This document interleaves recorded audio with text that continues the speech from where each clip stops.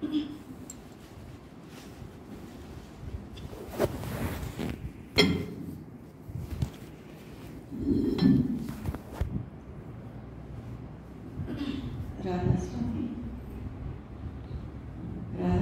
దయానికి దయా రాధాస్వామి సహాయం. రేపు రక్షాబంధనం. లోకంలో అన్నదమ్ములు అక్క చెల్లెళ్ళు ఒక రాఖీ కట్టుకోవడం సంప్రదాయం. అసలైన రక్షణ ఎక్కడి నుంచి దొరుకుతుంది, ఎవరికి దొరుకుతుంది, ఎట్లా దొరుకుతుంది, ఎవరిస్తారు?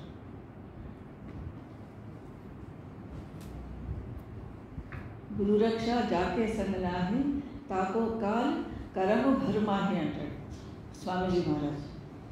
గురురక్ష జాకే సంగనాహి, ఎవరి పట్లనైతే గురువు రక్షణ లేదో, గురువు కృప లేదో, గురువు కరుణా దృష్టి లేదు, గురుకే జాకే సంగనాహి తాకో కాల్ కరం భర్మాహి, అటువంటి వాళ్ళను కాలము కర్మము భర్మాహి అంటే భ్రమల్లో పడేస్తుంది. కరం ఒకటి కాల్ పురుషుడు మాయాను సృష్టించి మనను అటువైపు పోనీయకుండా చేస్తున్నాడు. మనసు ఈ మనసు మాయలో పడి మన లక్ష్యాన్ని మర్చిపోయేలాగా చేస్తుంది. సద్గురువు ఎన్నిసార్లు వస్తాడు, ఎన్నిసార్లు చెప్తాడు, చెప్పింది మనం వింటాం కానీ ఆచరణలో పెట్టాం. దానివల్ల మనకు లాభం దొరుకుతలేదు. గురురక్ష జాకే సంగనాహి తాకో కాల్. ఎట్లా చేస్తాడు గురువు రక్షణ? ఎట్లా చేస్తాడు? మనం ఎట్లా చేస్తాడంటే మనను తప్పు దారిన వెళ్ళకుండా మనను నిలువరిస్తాడు, ఆపుతాడు. ఎట్లా ఆపుతాడు? తన సత్సంగ ప్రవచనాల ద్వారా. మనకు లైన్ ఆఫ్ యాక్షన్, మనం ఏ విధంగా మన జీవనం గడుపుకోవాలి, లోకంలో ఏ విధంగా ఉండాలి, పరమార్థంగా ఎట్లా ఉండాలి, పరమార్థం పొందాలంటే ఈ చావు పుట్టుకల నుంచి రాకపోకల నుంచి బయటపడాలంటే మనం ఎటువంటి కర్మలను ఆచరించాలి అనేది గురువు చెప్తుంటాడు. ఉపదేశించేది వాటిని మనం తప్పకుండా ఆచరిస్తే ఆ రక్షణ దొరుకుతుంది. గురువు చెప్పిన మాటలను యథాతథంగా విని ఊరుకోకుండా వాటిని ఆచరిస్తే అది గురువు అంటే ఏంటి? జ్ఞానం అనే చెప్తున్నాడు మరి ఇంతకుముందు శాస్త్రం. గురువు అంటే జ్ఞానం. ఏం జ్ఞానము? శరీరం మనతో పాటు ఉండదు కానీ గురువు ఇచ్చిపోయిన జ్ఞానం ఉంటుంది. అది పనిచేస్తుంటుంది. గురువు దగ్గర లేకున్నా మనం నిద్రపోతున్నా మేలుకున్నా కూడా ఆ జ్ఞానం అనేది ఉంటే తప్పు చేయమన్నా కూడా చేయదు. మహారాజు ఏమంటున్నాడు ఇంతకుముందు సత్సంగంలో కూడా, వేరే ఎవరికైనా ఇచ్చేది ఉంటే ఇచ్చేసే ఎంబడే, ఎవరిని రక్షించరు. ఏ గురువు ఏ మహాత్ముడు ఎవరు వచ్చి మనల్ని రక్షించరు. మన కర్మనే మనకు అనుభవించవలసి వస్తుంది. కొంతమంది రోగాలతో బాధపడతారు, దారిద్ర్యంతో బాధపడతారు, సంతానంతో బాధపడతారు. ఇవన్నీ ఎందుకు వస్తున్నాయంటే చేసిన కర్మలే, మన కర్మల ఫలితమే మనకు వస్తుంది. ఒక జడ్జి అట, మనం సత్సంగ సుధాలు ఇప్పటి వరకు 19-20 భాగాలు ఇస్తున్నాం. అన్నింటిలో కూడా మహారాజు ఇదే చెప్తుంటాడు, చాలా వరకు చెప్తుంటాడు ఇదే మాట. ఒక జడ్జి అట తప్పుడు తీర్పు ఇచ్చిండట, దోషిని విడుదల చేసిండు. లంచం తీసుకొని ఎవడైతే తప్పు చేసిండో వాడిని విడుదల చేసిండు లంచం తీసుకొని. తప్పు చెయ్యని వాడికి పనిష్మెంట్ ఇచ్చినందుకు ఆ నెక్స్ట్ జన్మలో ఆయనకు క్యాన్సర్తో పీడింపబడుతున్నాడు. ఏదైనా సరే ఇప్పుడు మనం ఏదైనా అనుభవిస్తున్నామంటే ఇది మంచి అయినా చెడైనా మన కర్మ ఫలితమే, ఇంకొకటి కాదు. అందుకే కోయి సుఖదుఖు కానీ దాతాజీ మహారాజ్ అంటాడు. అందు గురించి గురువు రక్షణ ఎట్లా దొరుకుతుంది? గురువు बैठकर दिन रात घट में गुरु का सुमिरण ध्यान कर. दाताजी महाराज చెప్తాడు, बैठकर दिन रात घट में, रात्रि पगल दिन और रात्रि, दिन रात. बैठकर दिन रात घट में गुरु का सुमिरण ध्यान कर. गुरु से रक्षा होगी तेरी, गुरु से रक्षा होगी तेरी, सोच ले अनुमान कर. बैठ कर दिन रात घट में गुरु का सुमिरण ध्यान कर. ఆ ధ్యానం చేస్తుంటే, స్మరణ చేస్తుంటే తప్పుడు ఆలోచన విచారాలు మన మనసులోకి రావు. ఊరికే నామజపం చేస్తుంటే మనసు చలిస్తుంటుంది, మనసు ఎటేటో పోతుంది, చేస్తుంది. కానీ ఎంబడి మళ్ళీ మనం ఈ యమం నియమ అష్టాంగ యోగం ఉన్నది కదా. యమం అంటే చెడు విచారాలను దూరం పంపించేది. నియమం అంటే మంచి ఆలోచనల వైపు మన మనసును అటువైపు మళ్ళించేది. అందుకని మనం ఎంతసేపు మన స్మరణ ధ్యానము లేదా గురు స్వరూపాన్ని తలుచుకుంటూ ఉంటే, నామస్మరణ చేస్తూ ఉంటే, వీరముగా మహారాజు చెప్పినట్టు సుమిరణ దాచినటువంటి ఆ తీగ, సుమిరణ అనే తీగ తెగకుండా మనం చూసుకుంటూ ఉంటే చెడు పనులు చేయకుండా ఉంటాం, చెడు మాటలు నోటితో అనకుండా ఉంటాం. ఆ టైంలో గురు సే రక్షా హోగి తేరీ సోచ్ లే అనుమాన కర్ बैठ कर दिन रात घट में गुरु का सुमिरन ध्यान कर जग है दुखदाई न इसके फंद में आना कभी जो फंसा मारा गया तू बच के चल गए मान कर जग है दुखदाई न इसके फंद में ఈ జగత్తు దుఃఖానికి నిలయం ఎందుకైతుంది? నిజానికి మన మనసు ఆ ప్రపంచంలో ఉన్న పదార్థాల పట్ల, బంధాల పట్ల మనం ఆకర్షితులమై వాటికి లోబడి కర్మలు చేస్తున్నాం, పనులు చేస్తున్నాం. ఉదాహరణకు మన వాళ్ళని ఎవరో ఏదో అన్నారు అనేసరికి మనకెందుకులే మనకు కోపం వస్తుంది, ఆవేశం వస్తుంది, లేకపోతే మంచి చేస్తే ఎక్కువ వాళ్ళ పట్ల ప్రేమ కలుగుతుంది. ఎందుకంటే ఇది దుఃఖదాయి అనేది అందుకనే మనసును అన్నిటికీ అతీతంగా ఉన్నది ఇది ప్రపంచం. అంతే జగ్ హై దుఃఖదాయి ఇస్తే పందమే ఆనా కవి. దీని పిడికిట్లోకి వెళ్ళొద్దు, దీని బంధనంలోకి వెళ్ళొద్దు అంటాడు. పందుమే ఆనా కవి జో ఫసా మారా గయా. ఎవరైతే చిక్కుకున్నారో వాళ్ళు మారాగా అంటే దెబ్బతిన్నట్టే. దేంతో దెబ్బతిన్నట్టు? అవతలకి మనం చేరుకోలేము. ఏ లక్ష్యానికి, నిజ గృహం ఆ ఇంటికి మనం చేరుకోనియకుండా ఈ భవబంధాలను మనం గెలుచుకోలేకపోతున్నాం, తెచ్చుకోలేకపోతున్నాం, చిక్కుబడిపోతున్నాం. తూ బచ్కే చెల్లి భయ మానకర్, తప్పించుకొని వెళ్ళమంటున్నాడు. నాములే విశ్రాములే హై నామే సుఖ ఆనంద్ नाम का ले आसरा दिन रात उसका गान कर. नाम ले और नाम में विश्राम ले. విశ్రాంతి అక్కడికి రెస్ట్ తీసుకునే టైం ఇక్కడ ఉంటుంది. నామం నిరంతరం నామస్మరణ. ఎందుకంటే నామము 4వ పదంలో ఉంటుంది. నామ రహే చౌథే పది మాహి ఉండే తిరిలోకి మాయి. కారణ శరీరంలో తచ్చికాయ మధ్య పరమాత్మ వ్యవస్థితే ఏ స్థానంలో అయితే నామం ఉన్నదో ఆ నామాన్ని చేరుకుంటేనే విశ్రాంతి. అంతదాకా ఈ భవబంధాలు తప్పవు, ప్రయాణం తప్ప. ఈ సురత్ ప్రయాణము ముందుగా ఈ భూమధ్య స్థానం నుంచి మొదలవుతుంది. అక్కడి నుంచి ప్రయాణం మొదలు పెట్టాలి. కాకపోతే మన పాత్ర ఈ విధంగా ఉన్నది, తెరుచుకొని ఉన్నది, బోర్లించబడి ఉన్నది. తెరుచుకొని ఉంటే పైనుంచి వస్తున్న చైతన్య శక్తి ధార, కారణ శరీరంలో ఉన్న పరమాత్మ దయ, కించామంటారు దాన్ని, ఆకర్షణ శక్తి. స్వామి ఎప్పుడైనా ఇక్కడ ఉన్న పరమాత్మ మనల్ని ఆకర్షిస్తున్న పరమాత్మ ఆత్మని ఆకర్షిస్తూ ఉంటుంది ఎప్పుడు. కానీ మన ముఖం ఉల్టా పెట్టుకొని ఉంటే, ఉల్టా పెట్టుకోవడం అంటే మనం ఈ ప్రపంచం వైపు, ఈ భవబంధాల వైపు, వీటి మీదనే మన ఆసక్తి ఉన్నది. మనసు వీటి మీదనే రమిస్తూ ఉన్నది, వీటినే మనం సర్వస్వం అనుకుంటున్నాము. చివరి క్షణం వచ్చేదాకా కూడా ఇందులోనే చిక్కుబడి ఉన్నాం కనుక మన పాత్ర బౌర్లించబడినది అంటారు. దీనిని ఉల్టా పాత్ర సరైనది పెడితే అక్కడి నుంచి ఆ ఆకర్షణ అనేది స్వామి పైకి లాక్కుంటాడు. రాధ అంటే సురత్, స్వామి అంటే శబ్దం, అది శబ్దస్వరూపుడు. స్వామి మహారాజు పరమాత్మ సర్వాధార సర్వేశ్వరుడు శబ్ద ప్రకాశాల రూపంలో వస్తున్నాడు. ఎందుకు? సాధన కూర్చుంటే శబ్దం, మహారాజు ఉపదేశం ఇచ్చేటప్పుడు కూడా అదే చెప్తాడు. విను, శబ్దాన్ని విను, ప్రకాశాన్ని దర్శనం చేసుకో. శబ్దం ఉంది, ప్రకాశం చాలా కష్టం. శబ్దం శ్రవణం జరిగే వీలు ఉంటుంది. అయితే ఈ రెండింటి రూపంలో పరమాత్మ దర్శనం ఇస్తున్నాడు కనుక ఆ ముందు వీటిని పట్టుకుంటే, వీటిని దర్శనం చేసుకోగలిగితే, వీటిని వినగలిగితే మనం మన గమ్యస్థానానికి చేరుతాం.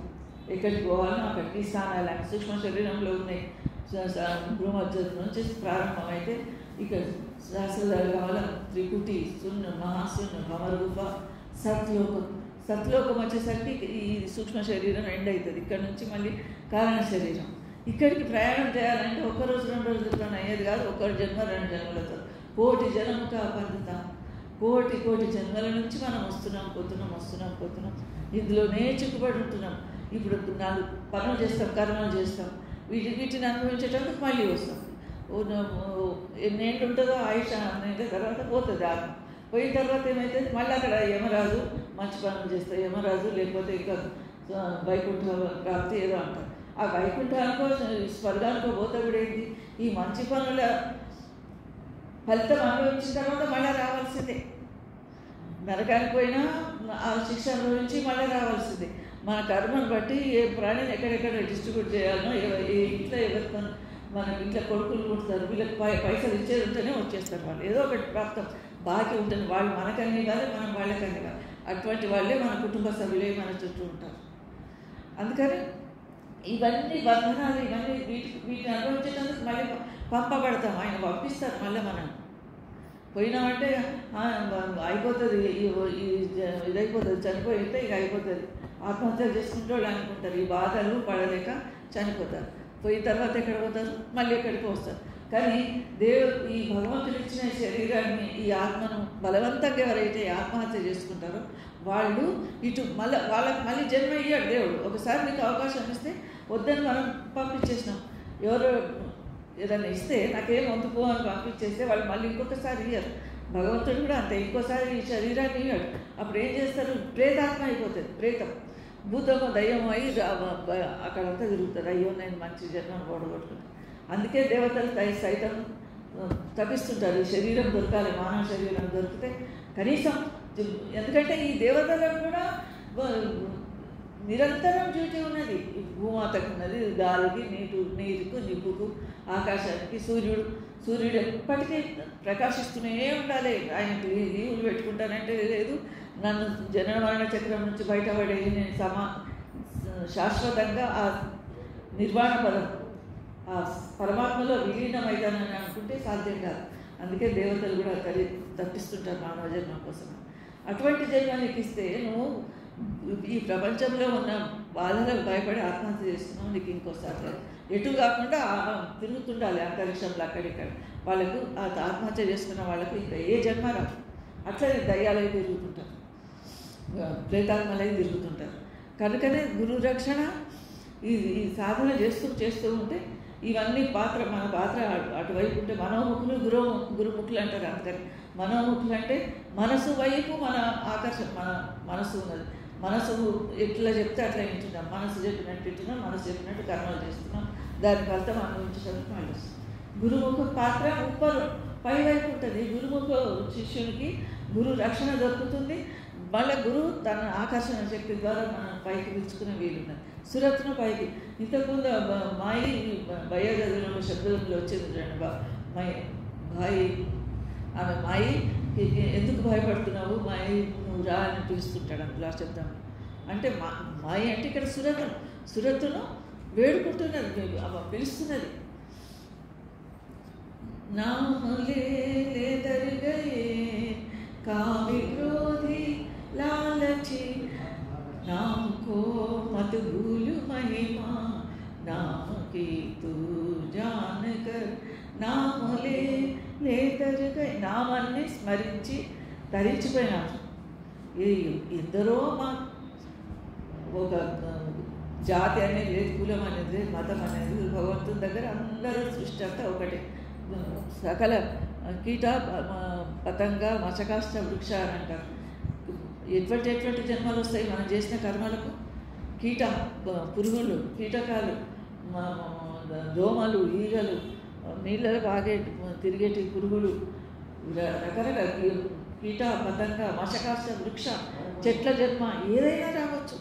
ఇటువంటి జన్మలలోకి మనం వచ్చిన తర్వాత సాధ్యం కాదు, నామస్మరణ చేయడానికి సాధ్యం కాదు. అందుకే కవి సాహెబ్ అంటాడు, నామ జగత్ కుష్టి వల్ల చూచి పరే చా కంచం దేనికి కామక జాముకునాని నామ జగత్ కుష్టి వల్ల. నామం జపించేవాడు ఒకడున్నాడు. కానీ వాటికి కుష్ఠ రోగం, పెయిన్ నిండా ఒంటి నిండా రసి గారుతుంటుంది, రక్తం గారుతుంటుంది. అసలు అతన్ని చూస్తే అందరూ అసహించుకుంటారు. కానీ నామం జపిస్తాడు. నామ జగత్ కుష్ఠి బల చూచి పరేజొచ్చాం కంచన్ దేహికే కాక. ఇంకొకటి చాలా అందంగా ఉంటాడు, బాగా శ్రీమంతుడు, టాటా బిర్లాలో ఇంకా అంతకంటే ఎక్కువ డబ్బులో ఉన్నాయి, కానీ నామం జపించాడు. కంచన్ దేహికం, అంత అందమైన ఆకారం ఉంటే కూడా ఏం లాభం? కంచన్ దేహికే కాక జాముఖునాహి నామం జపించడం వాడికి అంత అందమైన శరీరం ఉన్నా కూడా లాభం లేదు. కుష్ఠరోగి అయినా సరే నామం జపించేవాడికి పరమాత్మ ప్రాప్తి దొరుకుతుంది. నామ ప్రాప్తి, నామమే భగవంతుడు. నాములే కామి క్రోధి లాలచి కాముకులు ఉన్నారు, ఒక అవలక్షణంతో నిండిన వాళ్ళు లోభంతో నిండిన వాళ్ళు ఉన్నారు, లాల్చీలు ఉన్నారు, కాముకులు క్రోధంతో ఆమె ఉదాహరణ అన్నారు, క్రోధంతో ఉన్నవాళ్ళు. నాముకో అటువంటి వాళ్ళు కూడా తరించిపోయింది. ఎప్పుడు నామాన్ని మర్చిపోదు అంటాడు. నాముకో మతు భూలు మహిమా నామ గీతు జానకర్. ధ్యాన ప్రథమ యుగముకు తూగే ద్వాపరి పరితోషిత ప్రభు పూజ అంటారు. కలి కేవల యొక్క నామ ఆధార శృతి పురాణ సంతుమతి సార్. అంటే ఒకప్పుడు ధ్యానం ప్రథమ యుగంలో, మొదటి యుగంలో, సత్యుగంలో ధ్యానంతోనే పనులు నెరవేరే. ధ్యాన ప్రథమ యుగముకు దూగే ద్వాపర పరితోషిత ప్రభు పూజ. త్రేతాయుగంలో కూడా యజ్ఞయాగాలతో పనులు నెరవేరినాయి. అంతకంటే కృతయుగంలో ధ్యానము, తర్వాత ద్వాపరంలో ద్వాపర పరితోషిత ప్రభు పూజ. ద్వాపర యుగంలో మూర్తి పూజ, విగ్రహారాధన. ఎక్కడ చూసినా కూడా విగ్రహాలు వేస్తున్నాయి, దాంట్లో నమ్ముకొని సాధన చేసుకున్న వాళ్ళు తరించిపోయారు. ద్వాపర పరితోషిత ప్రభు పూజ. కలి కేవలం ఈ కలియుగంలో కేవలం నామస్మరణ ద్వారా తరించిపోతారు. అప్పట్లో యజ్ఞయాగాలు, త్రేతాయుగంలో శ్రీరాముని కాలాన యజ్ఞయాగాదుల ద్వారా, యజ్ఞం చేస్తేనే కదా దశరథునికి సంతానం కలిగింది. అంతకంటే ముందు ధ్యానంతో జరిగిన పనులు నెరవేరినాయి. కృతయుగంలో, త్రేతాయుగంలో యజ్ఞయాగాదుల ద్వారా, ద్వాపర యుగంలో విగ్రహారాధన ద్వారా, కలియుగంలో కేవలం నామస్మరణ. ఏమి చేయకు, రాళ్ళమయ్యకు ఆ అడవుల్లోకి వెళ్ళి నీ ఇల్లు వాకిలు వదిలేసి అడవుల్లోకి వెళ్ళి ధ్యానం చేసుకోమంటలేరు. ఇంట్లో ఉండి నామస్మరణ చేసుకోమంటారు. ఎందుకంటే ఇది డెవలప్మెంట్. ఒకప్పుడు ఆముదాల దీపాలు ఉండేవి. అంతకంటే ముందు అడవుల్లో ఉన్నప్పుడు చెక్కుముక్కి రాళ్ళు కొట్టుకొని అగ్ని రాజేసుకొని అడవుల్లో కొలయో దొరికిన జంతువులను కాల్చుకొని తినేవాడు మనిషి, అడవి మనిషి. తర్వాత డెవలప్ అయిపోయింది. ఆ చెక్కుముక్కి రాళ్ళ కాలం పోయింది, దీపాలు వచ్చినాయి, దీపాల కాలం పోయింది, కందిళ్ళు, దీపాలు, పెట్రోమాక్స్గా ఆ రోజులు పోయినాయి. ఇప్పుడు ఏంటి, ఒక బటన్ స్విచ్ చేస్తే ఇల్లంతా లైట్ వస్తుంది. అంటే రోజు రోజుకి ఒకప్పుడు ఎద్దుబండ్లు పోయేది, తర్వాత కాలాన్ని ఏమొచ్చింది, కార్లు వచ్చినాయి, మోటార్లు, కార్లు, రైళ్ళు, ఇవన్నీ డెవలప్మెంట్ అవుతున్నాయి. అదేవిధంగా విమానాలు వచ్చినాయి. అదేవిధంగా ఈ నామస్మరణ ద్వారా ఈ పరమార్థంలో కూడా ఈజీగా ఇది ఎందుకు, పరమాత్మ అత్యంత దయతో వీళ్ళందరినీ మన మీద దయతోని వీళ్ళు ఎంతసేపు ఇట్లా ఎన్ని సంవత్సరాలు ఇట్లా పుడతారు చేస్తారు వీళ్ళను నా లోపల కలుపుకుంటానని ధ్యాసతోని పరమాత్మ ఏం చేస్తుంటే సంత్ ధరాసంత్ అవతారి చెప్పుకోవచ్చుతాయ దుఃఖీ దీనికో అంగనేలాగా. సంత అవతారం ధరించి వచ్చి దుఃఖీ దీనులు అంటే క్యాన్సర్ వచ్చి, పుండ్లు వచ్చి, రోగాలు వచ్చిన వాళ్ళు దుఃఖజీవులు కాదు, ఏడుస్తున్న వాళ్ళు దుఃఖజీవులు కాదు.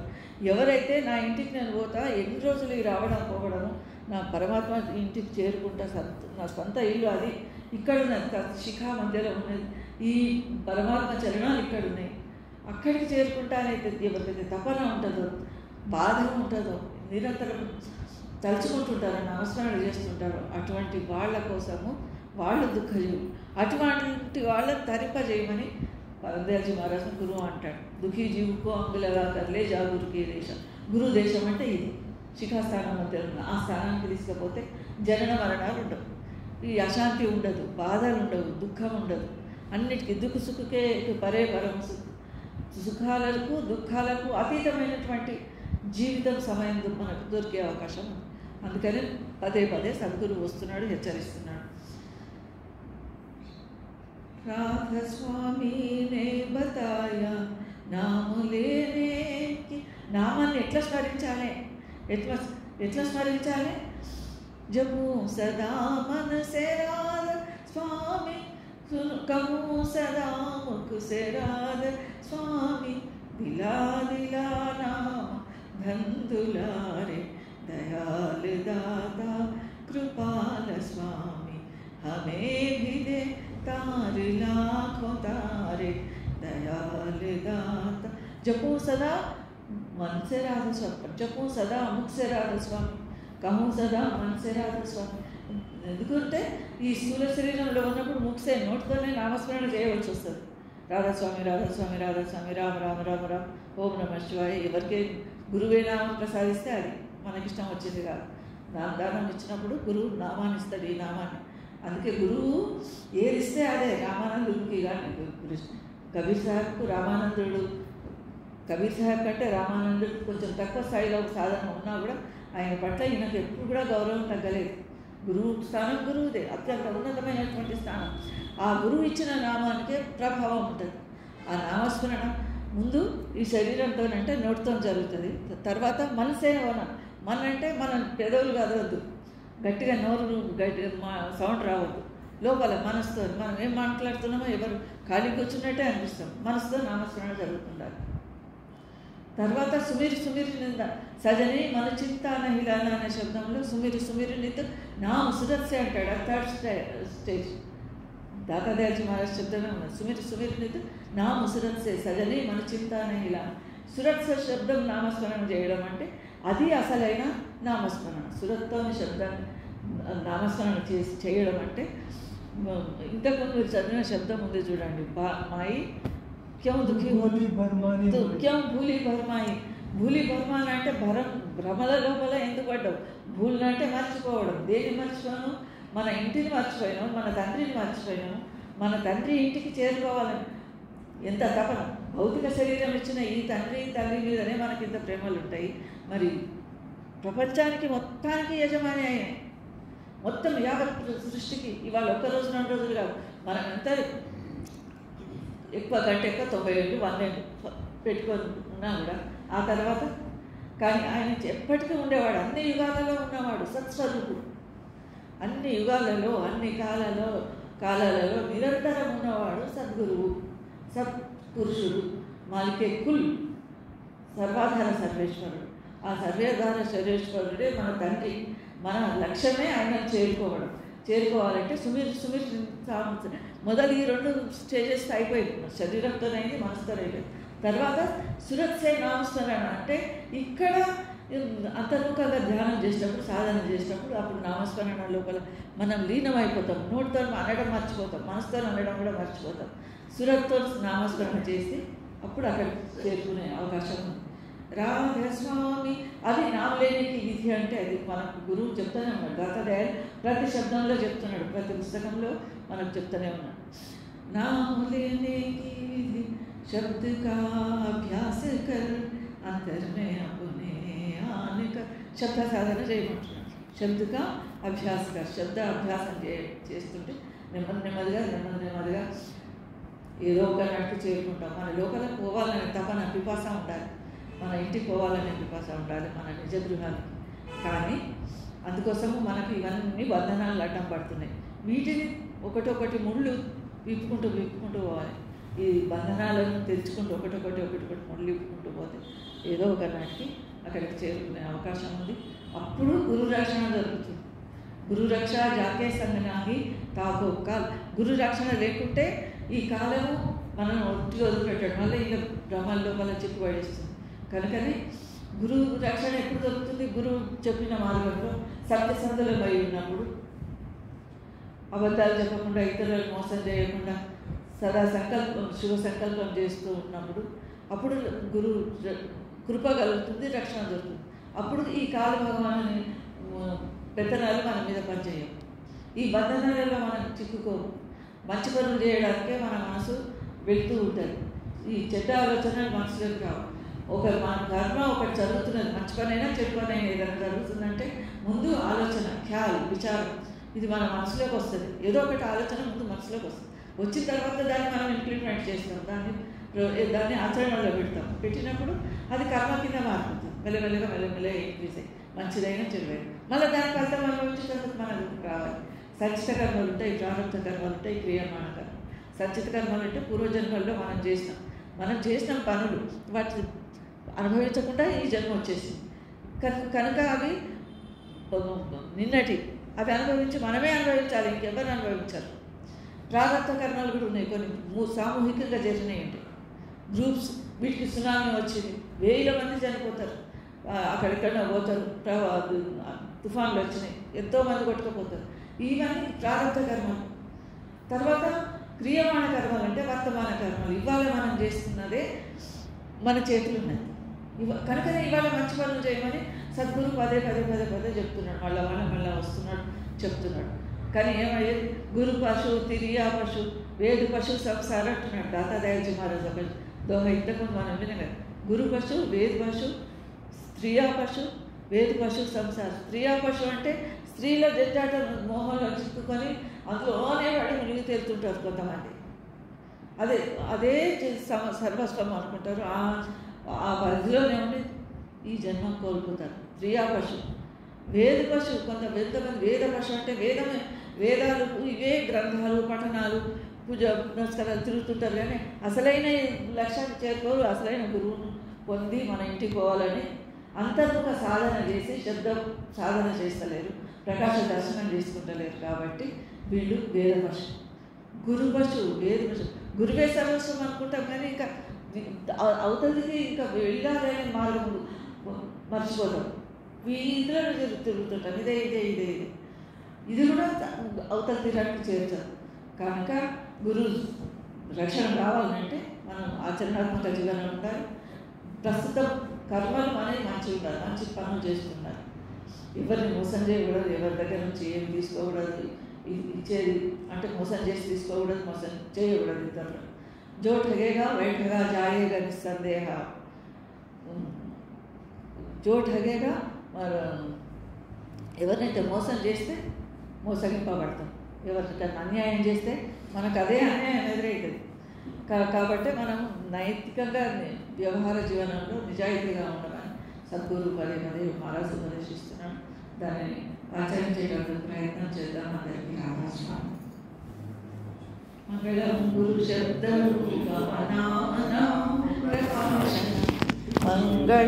శబ్ద